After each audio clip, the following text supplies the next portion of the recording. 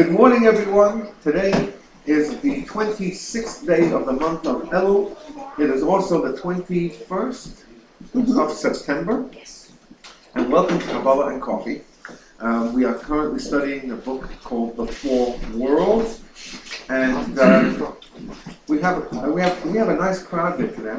I'm going to turn around and show all the pretty faces here today. After we finish with Fred. So, here we go. Hey, Fred. Hi, Mom. These are the people Good morning. who look very happy to be here today. Morning. Morning. All right.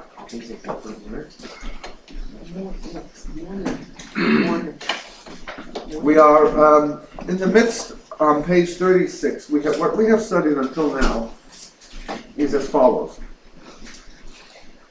The Kabbalists, based on several verses that are far-flung all over the place, describe the energy of God that comes to this world, because if you think about it, God is an infinite being that is indescribable, a being that we don't have any concept of, as we are quite limited in where we are. Our intelligence is limited to only what we can see around us, and our capacities cannot handle things that don't behave in the way we understand. So, in other words, when the question comes up, where did God come from?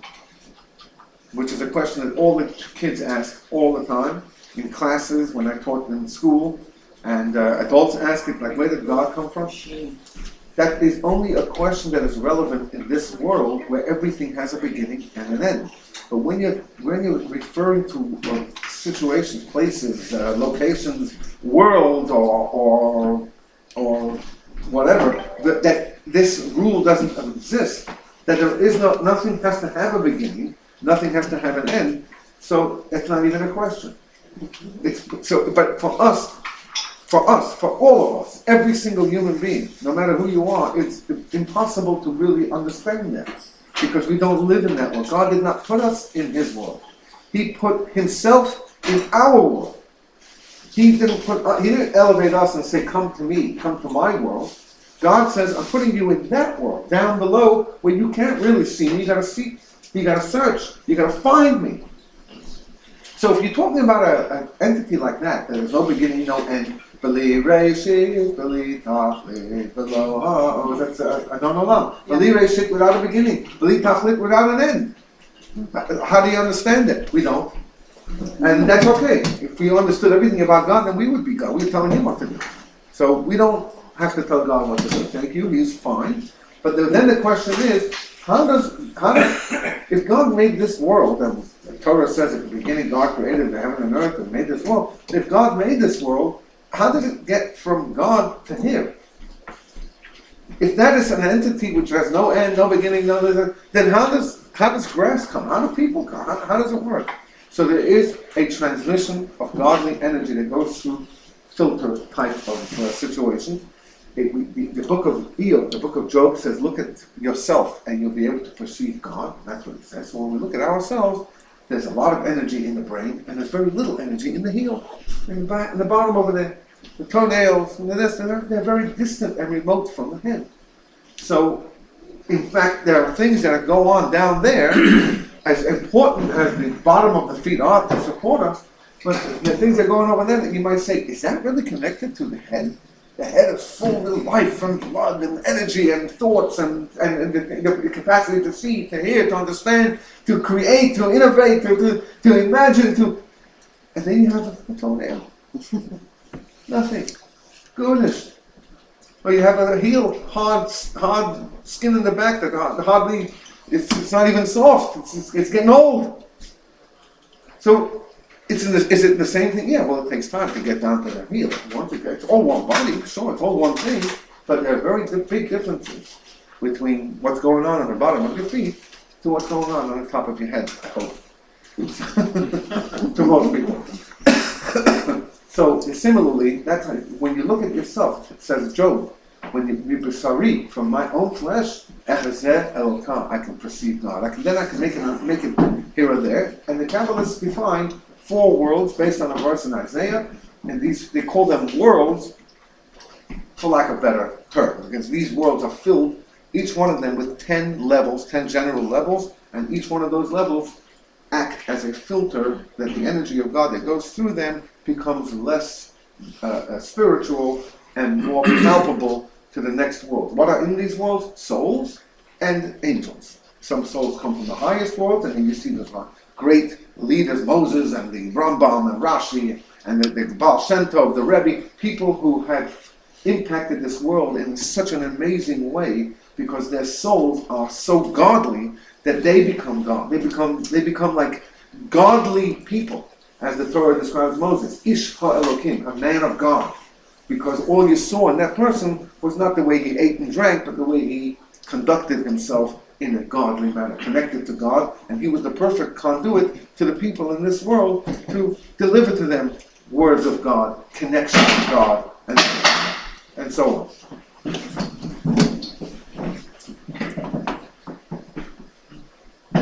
Then you have souls that are not so lofty, that come from lower levels, and from the lowest levels you have souls that are not as spiritual, so the people don't feel as spiritual. In the Torah portion yesterday, Moses describes the elders. He says, you're all standing here today, all of you, the elders and the woodcutters and the wood choppers and the water carriers. Who are the wood choppers and water carriers? Those that didn't manage to go through school and didn't manage to get a proper, a job that pays well. There has to be people who chop wood to provide firewood. There has to be people who draw water if you don't have any water coming to your house. And those are people who sold the goods that were growing in the forests, in the woods. There was also part of, the bottom of your feet may look different. They may behave different. They may smell differently. But you know what? They're part of your body. And they are not just part of your body, but they are an integral. Everything plays an important role. Similarly, all types of people.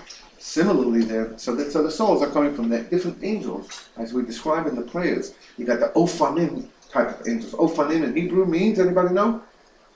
Ophanim means wheels.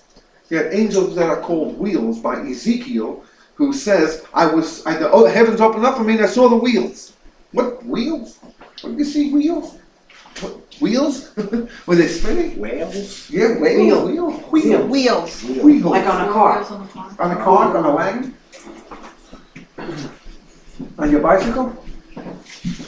Wheels. 4 wheels. So the explanation is that these are angels that spin because they are distant from God, and when they get this revelation, they get all excited, and they are jumping up and down out of the intensity of godliness that is revealed to them. Then you have angels that are called holy animals. They are higher than the wheels, and therefore they don't get that excited, but they have a lot of energy, like the animals who are filled with a lot of energy. And then you have other angels that are described differently, because they are higher on a higher level, so they don't have to react. They don't get that surprised and that intense, because they are able to accept and absorb the spiritual energy at a higher level. So that's what these worlds have. They have souls and they have angels within them. And each of these 4 worlds act as transmissions, if you will, where they take the godly energy and it's filtered to be able to come to until you get down to the bottom of the barrel. That's right there. Bottom of the barrel is our world, on the lowest part level we can be. And as distant from God as there is. And it's our mission, for whatever reason, and especially for the Jewish people, we have been chosen by God to reveal God in this world. That's what we're chosen for. In case you're wondering what we were chosen for, we were chosen to do all these mitzvahs and all these commandments, of keeping kosher, putting on tefillin, and keeping Shabbos, and having mezuzahs on your door, and so on and so forth. Okay, Rosh Hashanah, Erev Hashanah, all that stuff that does not happen in heaven. None of this happens in heaven. We don't have kosher food in heaven. We don't have any food in heaven. And they don't put on tefillin, they don't wear tzitzis, they don't wear a collars, they don't have mezuzahs, they don't have doors, they don't have any of it. They don't have Shabbos candles, none of this. No action of mitzvahs are happening with our loved ones who are now other world. My grandfather's yahrzeit tonight. So I'm thinking of my loved ones in the other world. And if you want to hear the story of his passing, it'll take place on Thursday, Shmini Atzeres, right after Yizkor, 3 weeks from this week. I always tell that story every year in the Sukkah. It's a final meal in the Sukkah, and we tell that story. Anyway, that's just Is that your father's father? my mother's father. My father's father, his yahrzeit was a month before my mother's father. Interestingly, both on the 27th of the month. One is Av, and one is Elul. Anyway,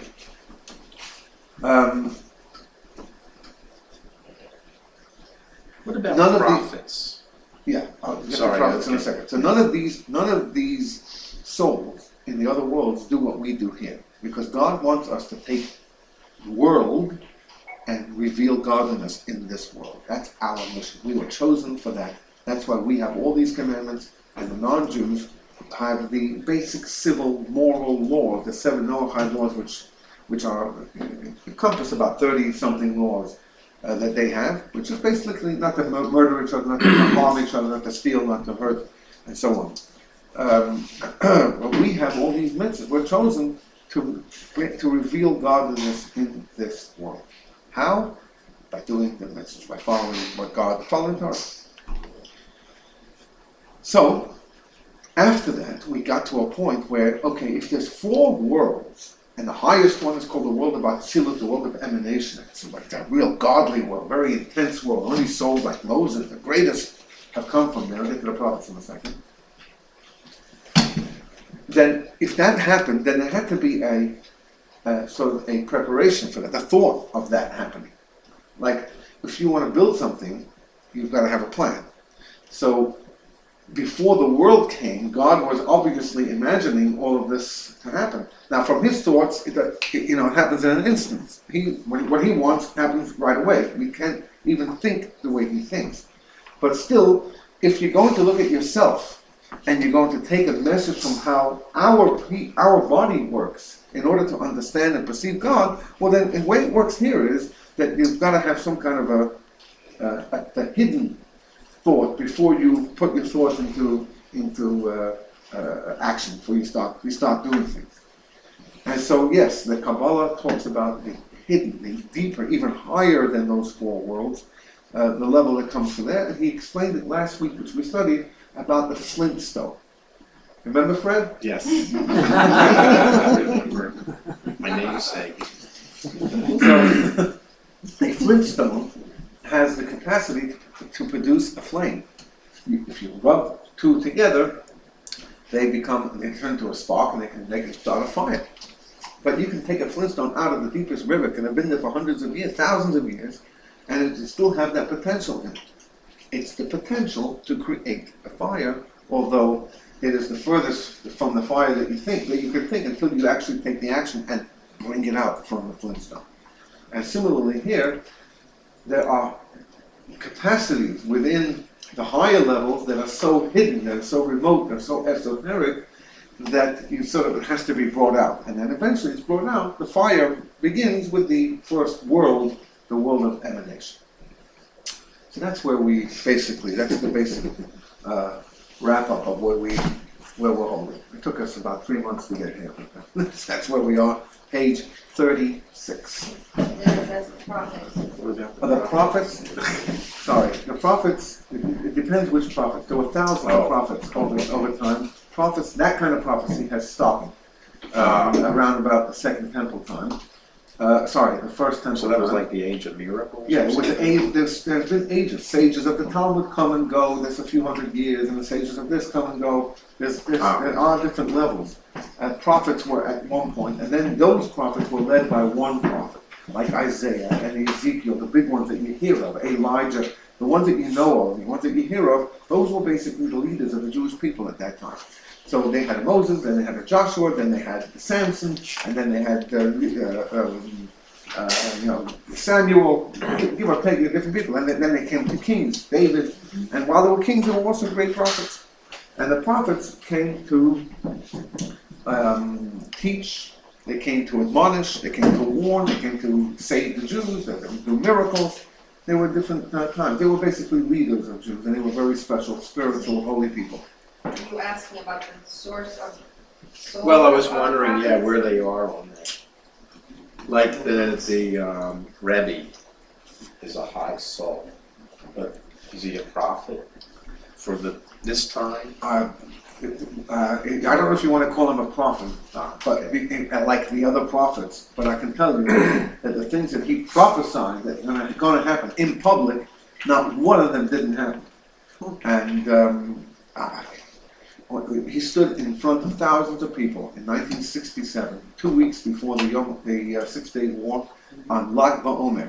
Now, Lag BaOmer, we had a picnic that day. We'll have a picnic this coming year as well. It's already in the calendar. And he said, there are people who are worried about what's going to happen in Israel. People worried. Every country took their ambassadors back. They took all their people home. UN soldiers, those wonderful people who protect everyone, left. Everyone left. And the yeshiva boys were being brought home, not Chabad. The Rebbe said in public, I can show this to you, we have footage of this video. His face became inflamed. He spoke for 10 minutes, and he boiled up and he said, there are going to be great miracles. It was absurd to say that. Not one expert said that. Every expert said there's going to be a slaughter. The Israeli army prepared 100,000 graves. They big fields that they were going to cut. That's where they were going to bury all the people, if they were lucky. 100,000. He said there's going to be great miracles, and people who leave will miss it. He says the Torah says that in Israel that God looks after, it's His land, and you will be there, and you don't have to be worried. There's nothing to be scared of, nothing to be afraid of. It's going to be unbelievable miracles, and people have very tough times. It's just that was not what the world was saying. And it took 6 days.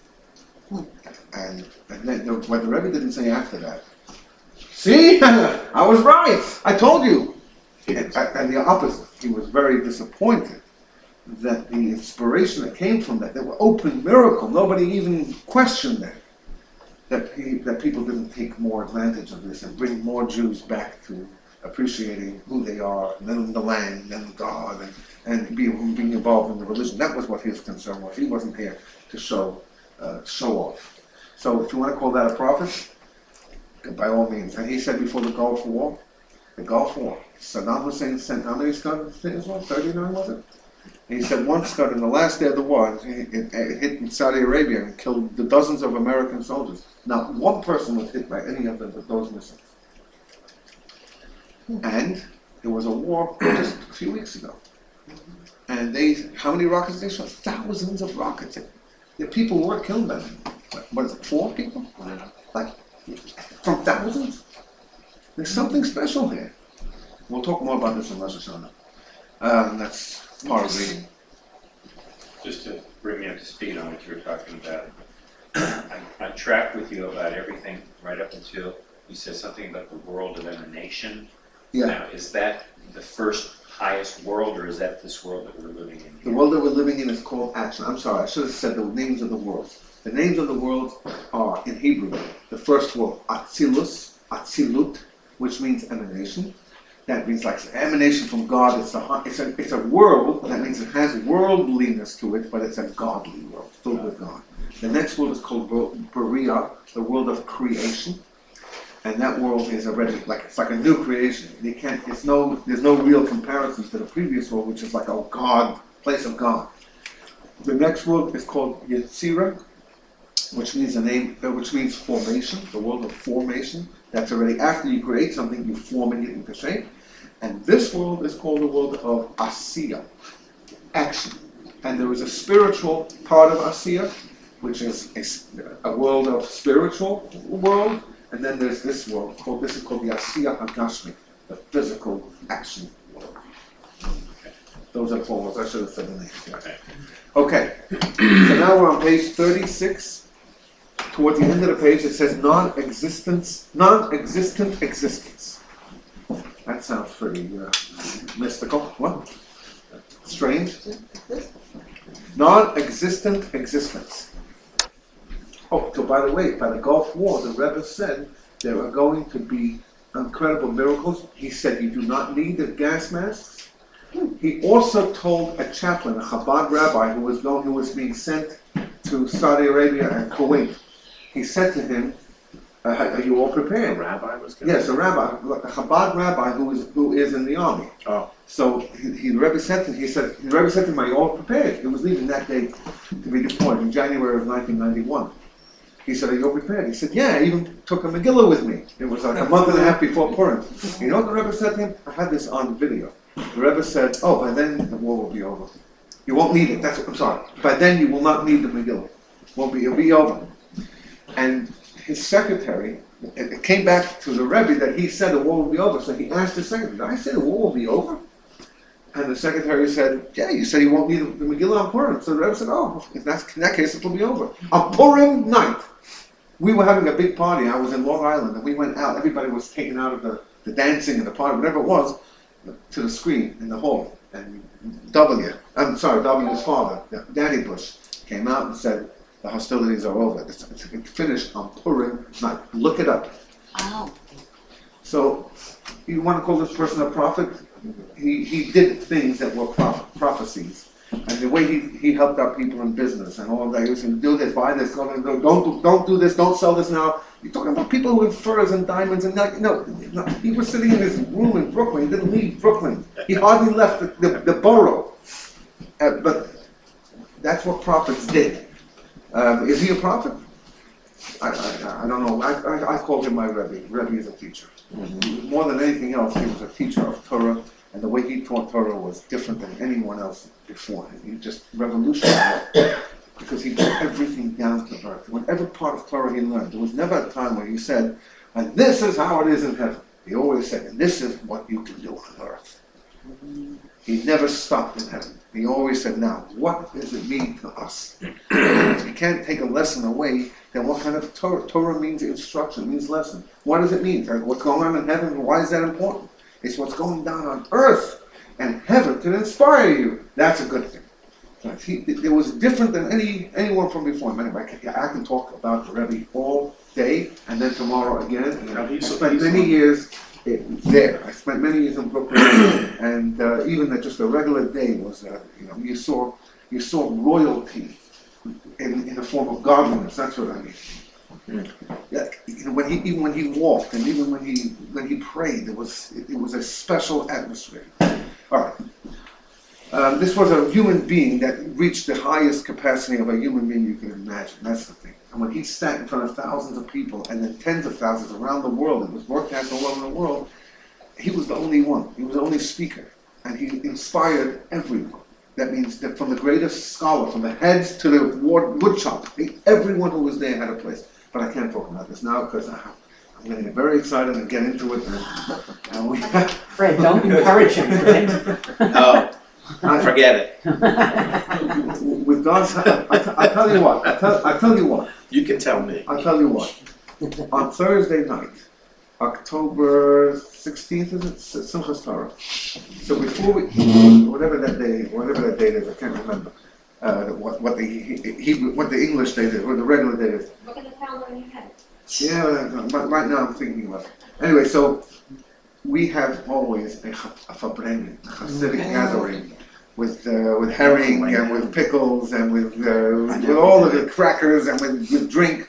To get ready, you want to get into the atmosphere before you start dancing with the Torah. You're going to get a little happy.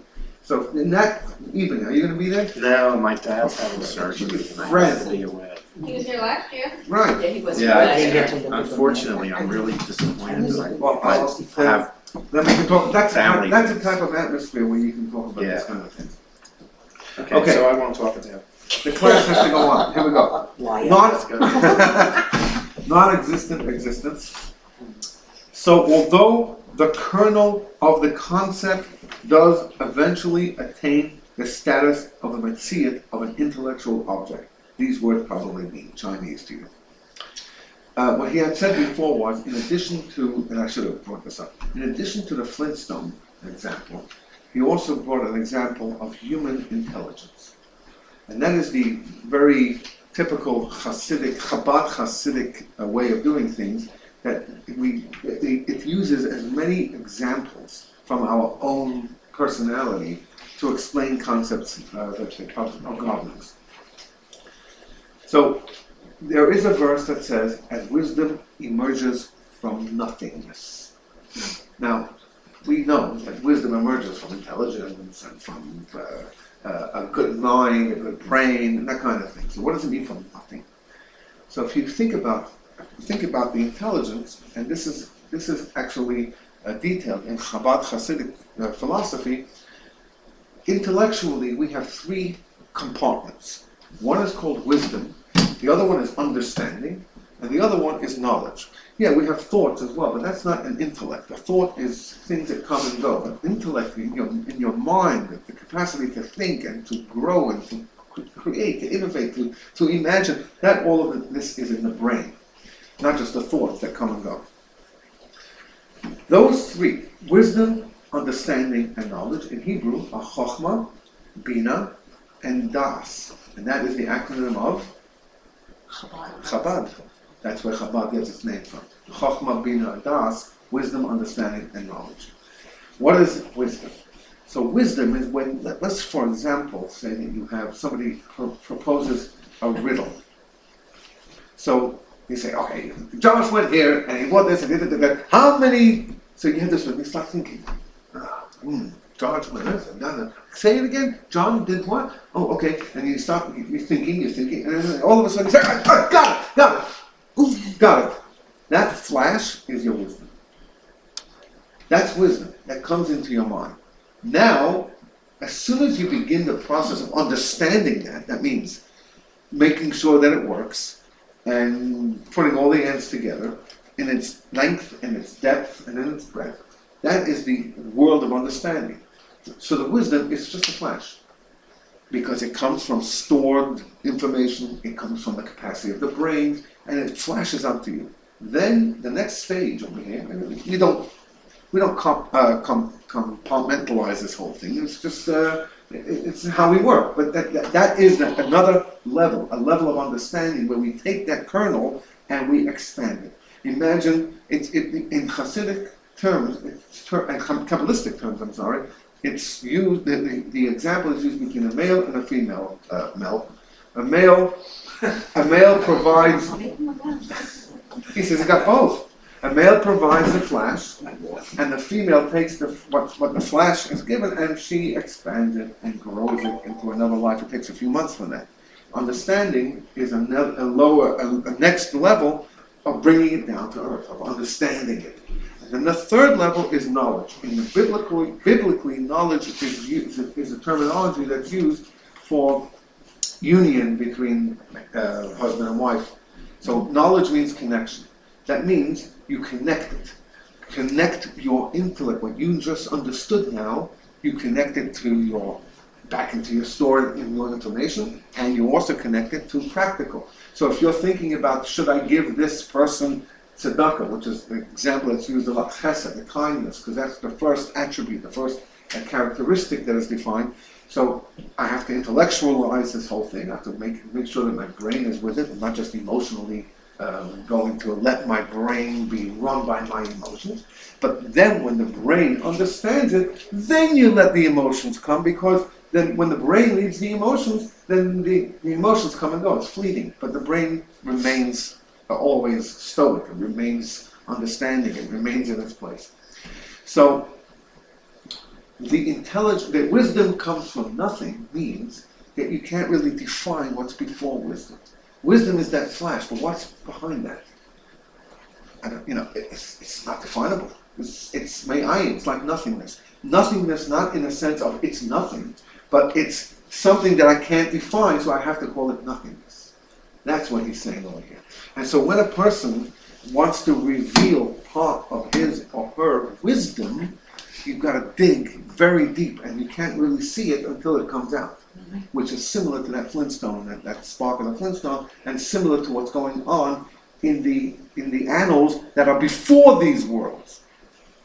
That is deep recessed within inside. It's got somewhere in your brain, but you can't define where it is or what it is. It's something that has to come out, has to be revealed, it has to be provoked. You have to spend time thinking about it.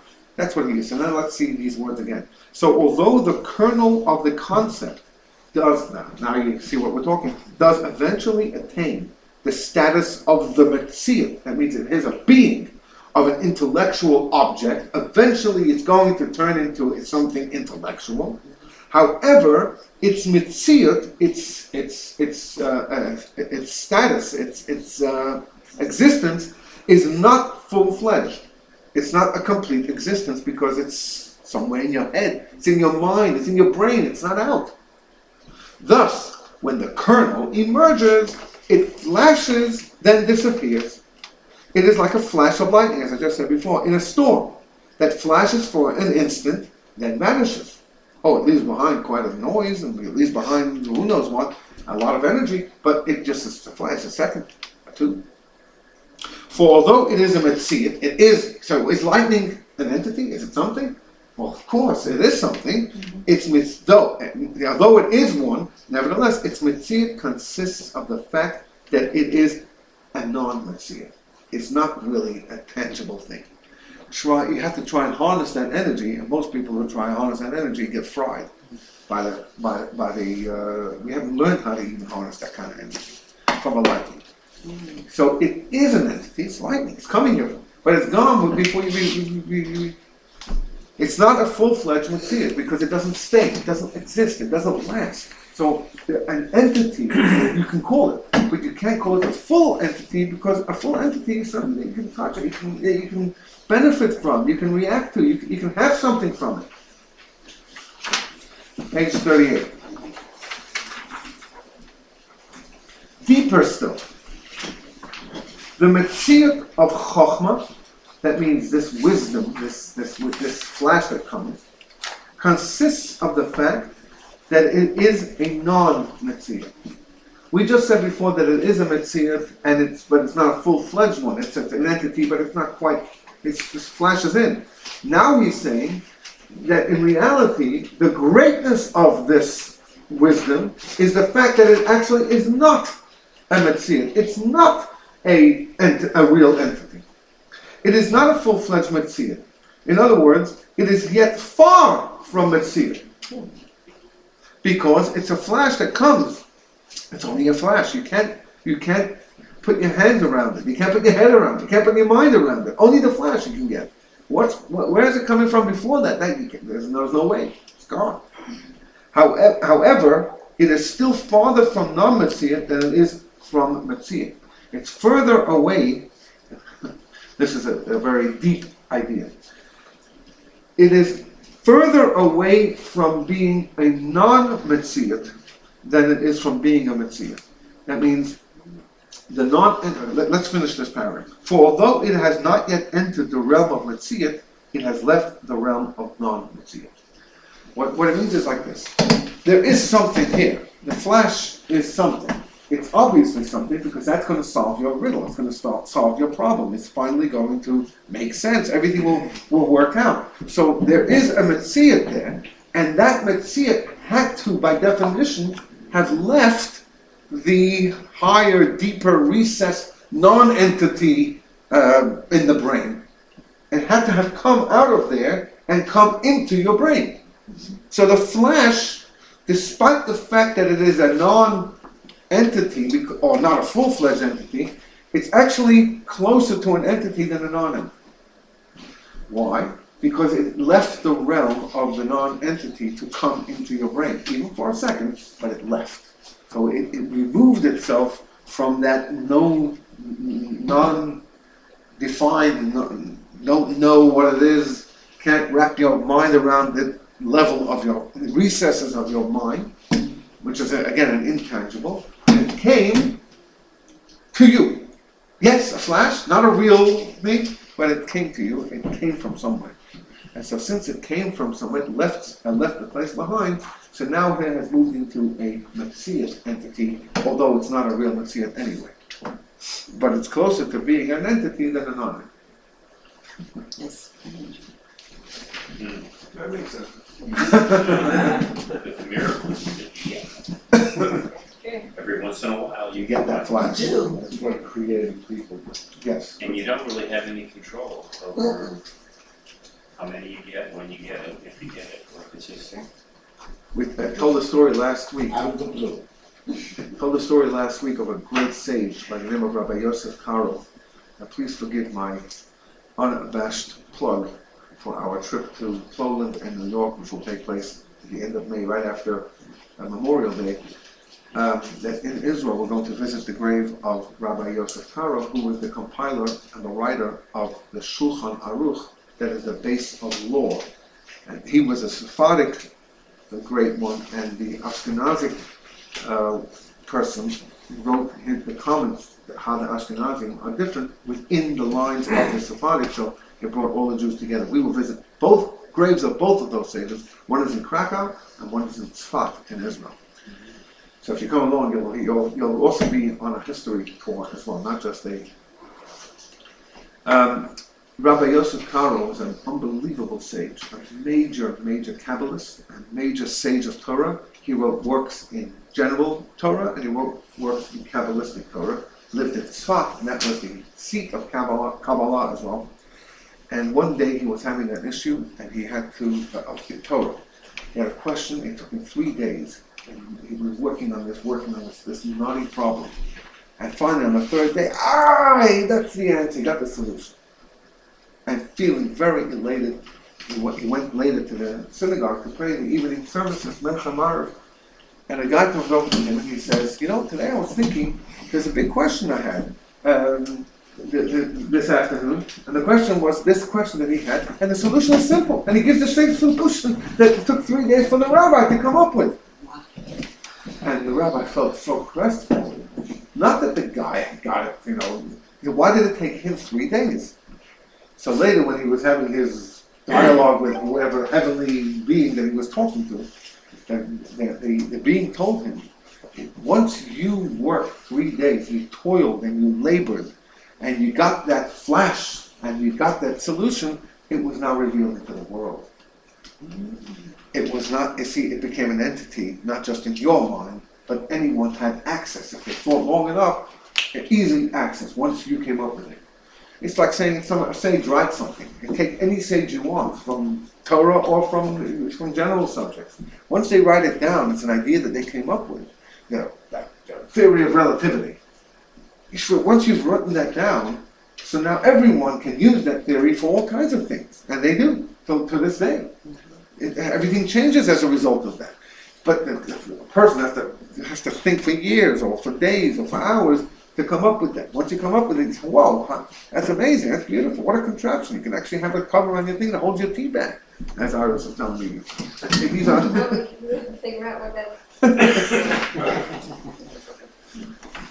So that's the idea here, is that once it comes out, it's gone from the non-entity.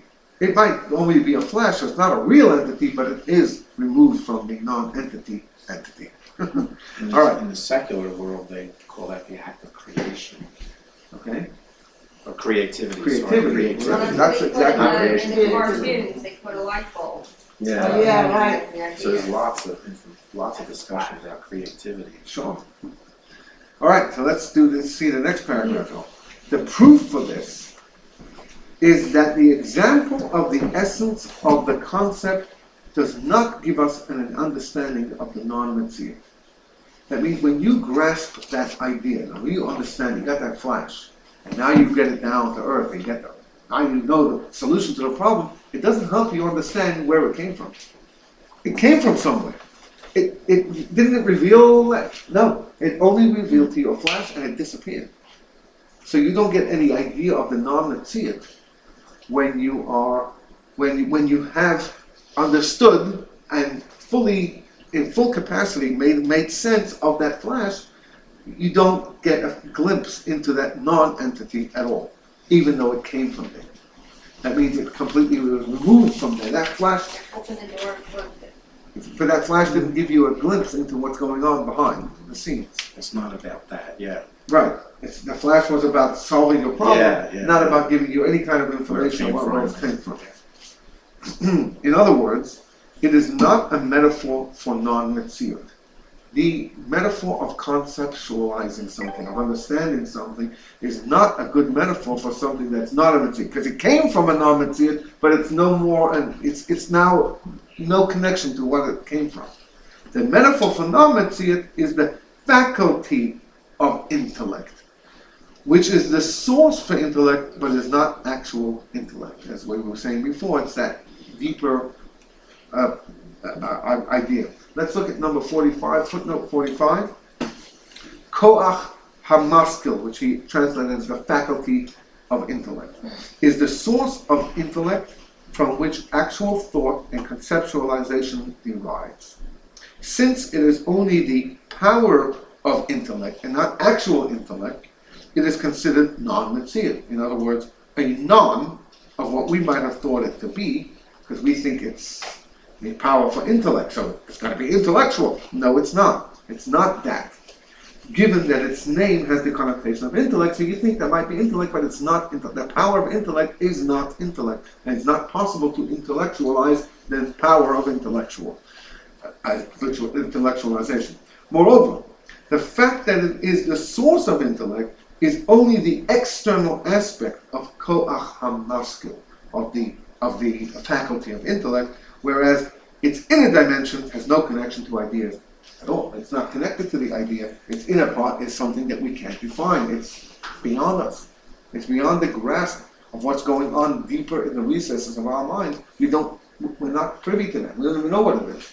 We just know it's the power, but we don't have any definition of it. We can't intellectualize the power of intellectual. So that means that the power of intellect gives us the power to have intellect, but we don't, that's not its own whole focus. Whatever else is its focus, we don't know. We can't grasp it. We don't go that far back in our recesses of our mind. The koach hamaskil differs from actual thought in two ways. A, it is not the process of thinking, but rather the power of an intelligent soul to think. It's just the power to be able to think, but not the actual thought, or even the process of thought. And B, it remains part of the soul, and it is indivisible from the other powers of the soul. It is a power in the spiritual side of every single human being, because only human beings have intellect. You can have intelligence from other from other animals, maybe to a 2 or 3 year old kid, which is very, very minimal. They can't create, they can't innovate, they can't do things that human beings are expected. They can't speak, they can't write, they can't think in that way. Like a kid, like a child, like a baby. A human being, though, because of the human soul that's in the human being, it gives the ability to every single human being to think. That ability comes from the soul. That means the force of life that's within every single individual human being. That power is from the life. And once the life is gone, then there is no more intellectual capability in the body. It remains in the soul. The soul can still think. The soul can still conceptualize up in heaven. That's what happens up in heaven after the soul dies. It goes to a place where a Jewish soul goes to a place where they study Torah. A non-Jewish soul will go to a place where they study whatever they study from God in the non-Jewish world. And this is why we study Torah here in this world, to prepare ourselves. The more we do here, the better prepared we are in the other world. We might be left behind if we don't. And that's hell. Hell isn't a place. Hell is a condition. It's a situation. Wait a minute. Everybody else is doing this. I can't keep up. What's going on? That's why we're making preparations here in this world. So the soul continues to think. Not the thinking with a brain, with a mind the way we have it. It's a spiritual sense. But thinking comes from conceptual thoughts. Mind comes from the spiritual world. That's what he's saying. It's one of the powers of the soul. The soul has many powers to it that provides to the body. The body has the keli. The body has the vessel to bring it down to earth in our own intelligence, which is very different than a soul's intelligence, because a soul is a spiritual intelligence. So when we come down to this earth, we are able to bring the spiritual power into the vessel, which is our body, to translate all of that. So let's just finish this. So B, it remains part of the soul, and it is indivisible from the other powers of the soul. In technical Kabbalistic terms, The koach hamaskil is called chachma stima'a. Chachma, wisdom, stima'a, that is hidden, like satum. It is non-defined. I think that's enough for our minds and brains. Okay, let's finish. The essence of a concept, however, is not a metaphor for non-Metziut. We did that. It is a metaphor for an emergence of Metziut that has not yet developed into a full-fledged Metziut, which is what we were saying. It is a metaphor for something that's on its way, but it's not yet. You can't define it as a full Metziut. All right, we've twisted enough brains here today. Yeah. Does that, in my mind, does that mean the flesh comes from the information that was given to your soul? The flash. Yeah. The flesh. A flesh. Flash. Okay. The flash comes from the power of thought, which is eventually fueled by your brain, by your soul. Yeah. Yeah. But there is also stored wisdom in the back of your brain that also has to Come out. But these are all intangibles. And the word intangible means non-Metziut, non-entity. Rabbi, I'm a little confused. Probably going off a little tangent. You said, like, when we go to the next world, we're preparing for the next world, not to be behind. And basically, the soul is studying Torah. But, I'm not probably totally off base here, but Torah, God gave us the Torah, His laws, the way He wants us to live. Isn't it here on earth? Or is there like another earth where the souls are? That is a fantastic question. So is the Torah the way we have it today when one man goes and steals something from another man? This doesn't sound like any kind of heavenly thing. It's the argument that Moses made. The Talmud says that when Moses went up to heaven and was taking the Torah, the angel said, and this is hinted in a few verses in the Psalms, which we say at Simchas Torah when we go around, when the verses that we say, is that the angel said, "What are you giving this a man of flesh and blood? Giving this wisdom of God to the mortal people?" So God said to Moses, "Why don't you answer it? Let's see what you have to say." So Moses says, "If the Ten Commandments say, honor your father and your mother. Do you have a father or a mother? The Ten Commandments say, I am the God that took you out of Egypt. Were you in Egypt? Do you have to eat the matzah on Passover? Because that's what it says in the Torah." Now, this sounds like a fairy tale. It sounds like one of these bedtime stories from these children. What? First of all, the angels didn't know what it says in the Torah, honor your father and your mother. They needed Moses. God couldn't answer that, needed Moses to say this. And the answer is that the Torah, the way it looks to us, is very human. But the way it looks up in heaven is completely different. Father and mother means something completely different. It means the heavenly terms of father and mother, which can mean, similar to what we said before, the intellectual levels. There's a father and a mother factor here. Stealing can be this, and we don't know because we don't live in heaven. So we don't really have a glimpse. There are great sages throughout history that came down with certain ideas that helped us give us a glimpse of how they are studying Torah in heaven. So when you study the Talmud and it says somebody this, that, and the other, if you take a bull and you take a donkey and you mix them together, it means this and that. That means completely something different. We have glimpses into some of these laws the way they are understood in heaven. A whole different level. The same words, different level. And that brings us to the other point. The Torah is an unlimited, infinite document. Some may say some human being wrote it here, there, the other.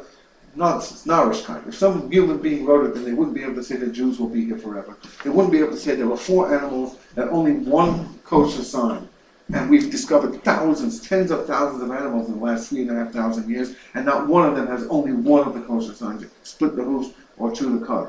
He says, these are the 4 animals and there's no more than that, and it's never been found. Only God can say there is no more than that. And so on and so forth. And all the hybrids, all the things that you do, we haven't created an animal that either chews its cud or has split hooves. There are 4 animals, no more than that. And there's so many more statements and ideas like this that are impossible for a human being to write and get it right. in addition to what I said yesterday, that there is nothing that keeps the Jewish people as a people other than the Torah. It's not the language, because many of us speak English or Yiddish or Aramaic, and a lot of our works are written in those languages. It's not the land. We've been, most of our history, we've been off the land. And that's not what has kept the Jewish people. It's the Torah. And those who keep the Torah, those are the people who last. You can everybody who was here, you look back at your grandparents or great-grandparents, and you say, he had a long beard. And he was like, he was real Orthodox. He was a rabbi, he was a sheikh, he was a chazan, that's because they kept the Torah then, and that's why we have some connection. Those whose fourth generation before were already off the boat, there's nothing left, unless they sort of came back on their own. But not because of family tradition. It dissipates over generations because there's nothing to keep them together. If there's no fundamental base, what keeps people in the religion? What is it that keeps latkes and Hanukkah? I don't like latkes, I want donuts. Commentation on Purim, matzah and pera, gefilte fish on Friday night. That stuff is great. We celebrate with this all the time. But that's not Judaism. Those are the those are not superficial. Those are the beautiful sides. Delights. Those are the benefits, if you will. Reminder. But reminders. But those are not. That's not fun. Fundamental is putting on tefillin, keeping kosher, keeping Shabbos, studying Torah, mezuzahs, giving tzedakah. That's the instrument. So I said yesterday the story of the guy who said, "What should I talk about?" The story of the rabbi came to town. I said it yesterday. Rabbi came to town to try a new synagogue. And before he starts, the president says, "Oh, what are you going to be talking about? What's your sermon?" He said, "I'm talking about Shabbos." You can't talk about Shabbos. Nobody keeps Shabbos here. Okay, so I'll talk about kosher. Kosher? You can't even buy kosher meat in this town.